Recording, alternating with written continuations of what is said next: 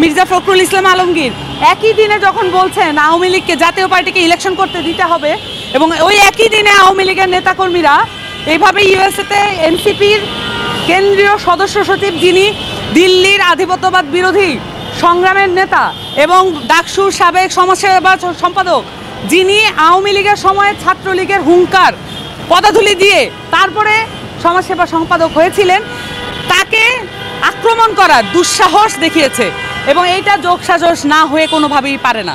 আওয়ামী লীগের যে এই কাণ্ডকীর্তি, এই কার্যকলাপের জন্য আমাদের এই অন্তর্বর্তীকালীন সরকারের নানান ধরনের কার্যক্রমের দায় আছে এবং প্রথমত আপনাদেরকে এটা বুঝতে হবে যে এখন পর্যন্ত আওয়ামী লীগের কিন্তু ব্যক্তি হিসেবে বিচারটা হচ্ছে, কিন্তু আওয়ামী লীগের দলগত বিচার, একটা ফ্যাসিস্ট দল হিসেবে তারা বাংলাদেশের 2000 মানুষকে খুন করেছে এবং 50,000-এর মতো আহত করেছে, অঙ্গহানি করেছে, অসংখ্য পরিবার বিপর্যস্ত হয়েছে। গত 15 বছরে তারা কোটি কোটি হাজার হাজার কোটি কোটি টাকা লুটপাট এবং পাচার করেছে। এই বিচারগুলো অবশ্যই দলগতভাবে হওয়া উচিত। আওয়ামী লীগ মনে করে কিছু মানুষকে শাস্তির আওতায় এনে বাকি দলটাকে এখনও রিফাইনভাবে বাংলাদেশে আনা সম্ভব, এই কারণে তারা তাদের কার্যক্রম আশা নিয়ে চালিয়ে যাচ্ছে। এই আশা যদি আপনি সমূলে বিনাশ করতে চান তাহলে খুবই গুরুত্বপূর্ণ হচ্ছে দলগতভাবে আওয়ামী লীগকে বিচারের আওতায় আনা, এটার কোনো বিকল্প নাই।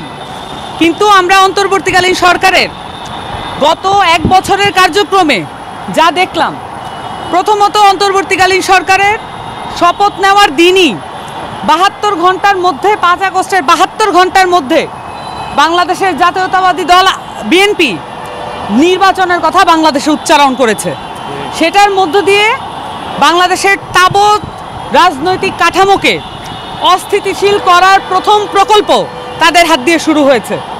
তার পরবর্তীতে আমরা দেখলাম ছাত্ররা ঘোষণাপত্রের কথা বলেছে।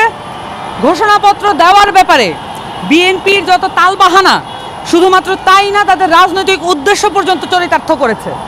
প্রোক্লামেশন একটি অভ্যুত্থানের পরে অত্যন্ত মৌলিক একটি বিষয়, যেটা না করলেই নয়, কিন্তু আমরা দেখলাম প্রোক্লামেশনকে এড়িয়ে গিয়ে, প্রোক্লামেশনকে বাদ দিয়ে, প্রোক্লামেশনকে নিজের দলীয় এজেন্ডাভুক্ত করার জন্য এতদিন দেরি করে ঐক্যমত্য কমিশনকে এক ধরনের ম্যানিপুলেশনের মধ্যে নিয়ে এসে তারপরে তারা প্রোক্লামেশনের দিকে এগিয়েছে এবং সেটাও আমরা দেখেছি প্রোক্লামেশনের মধ্যে কোনো ধরনের আইনি সনদ না এটা, এবং এটা বাংলাদেশের আপামর ছাত্র জনগণকে রক্ষা করার কোনো ডকুমেন্ট নয়। মোটা দাগে যদি সত্যি কথা বলতে চাই, এটা কোনো প্রোক্লামেশনই নয়। এবং সেখানে আমরা দেখেছি বিএনপি তার দলীয় ইতিহাস, দলীয় এজেন্ডা সব কিছুকে এটার মধ্যে ইনকর্পোরেট করার জন্য হেন কোনো প্রকল্পনায় বাস্তবায়ন করে নাই এবং সেটার মধ্য দিয়ে আজকের দিনটাকে আপনার পড়তে হবে। প্রোক্লামেশন যদি থাকতো তাহলে দেশে বিদেশে আপনার কথা বলার একটা স্ট্রং গ্রাউন্ড থাকতো, কিন্তু আমরা দেখেছি এনসিপি সহ গণ অভ্যুত্থানের পক্ষে শক্তি যত আছে তাদেরকে উপেক্ষা করে এই প্রোক্লামেশন দেওয়া হয়েছিল। এই যে অবস্থা, এটার পিছনের যে কাহিনী, সেটাকে উপেক্ষা করার কোনো সুযোগ নাই। আপনারা এও দেখেছেন এই বাংলা মোটরে আমাদের যে অস্থায়ী কার্যালয় এনসিপির, সেটার সামনে আক্তার হোসেন দণ্ডায়মান অবস্থায় তার সামনে ককটেল বিস্ফোরণ করা হয়েছিল। এই অফিসটা আমরা অত্যন্ত অরক্ষিত, অনিরাপদ অবস্থা আমরা অফিস করে থাকি। তারপরও আমরা বলি নাই যে শুধুমাত্র আমাদের অফিসকে নিরাপদ করুন, আমরা বলেছি দলগতভাবে আওয়ামী লীগের বিচারের কার্যক্রম করতে হবে এবং সেই সাথে যত ধরনের আওয়ামী লীগের নেতাকর্মী বাংলাদেশে ঝটিকা মিছিল করছে তাদেরকে আপনার গ্রেফতারের আওতায় আনতে হবে। তা না হলে আপনি এটাকে কাঠামোবদ্ধভাবে এটাকে ডিল করতে পারবেন না। এবং সেই সাথে কালকের যে ঘটনা জেএফকে এয়ারপোর্টে, আমাদের এনসিপির যারা ডায়াসপোরা অ্যালায়েন্স আছে ইউএসের, তারা ওখানে উপস্থিত ছিলেন, কিন্তু তাদেরকে ইউএস এম্বাসি থেকে বলা হয়েছে আপনাদের কোনো প্রয়োজন নেই, আপনারা চলে যান। এবং তারপরে আমরা দেখলাম যে আমাদেরকে সরিয়ে দিয়ে ওই রাষ্ট্রীয় প্রোটোকল যেটা পাওয়ার কথা, যেটা প্রমিস করা হয়েছিল, সেই প্রোটোকলের বিপরীতে তাদেরকে এক রকমের অরক্ষিতভাবে এয়ারপোর্টে তাদেরকে হাঁটতে বাধ্য করা হয়। এবং আমার কাছে মনে হয় এই ইউএস এম্বাসি, ইন্টারিম গভর্নমেন্ট এবং এই যে কালকের ঘটনা আওয়ামী লীগের, ইউএসের আওয়ামী লীগ, এটার সাথে এক ধরনের যোগসাজশ থাকতে পারে।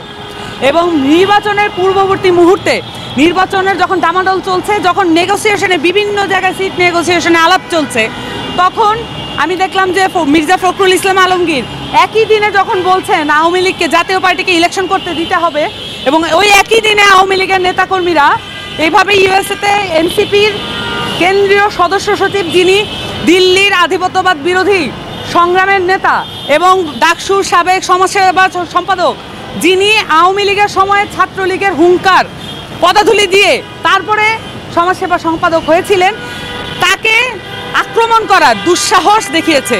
এবং এইটা যোগসাজশ না হয়ে কোনোভাবেই পারে না। এবং আমি মনে করি এইটার পিছনে যে দায়বদ্ধ কারণ, এইটা পুরোপুরি অন্তর্বর্তীকালীন সরকারকে নিতে হবে। এবং এই যে ইউএস কনসুলেটে যাওয়া আসা, ইউএনের কনসুলেটে যাওয়া আসার পুরো অ্যারেঞ্জমেন্ট কারা করেছে, তাদের বিগত দিনের ইতিহাস কি, তাদের সোসাইটাল অ্যালায়েন্স কি এবং তাদের পলিটিক্যাল আইডেন্টিটি কি, এগুলো আমাদেরকে বের করতে হবে।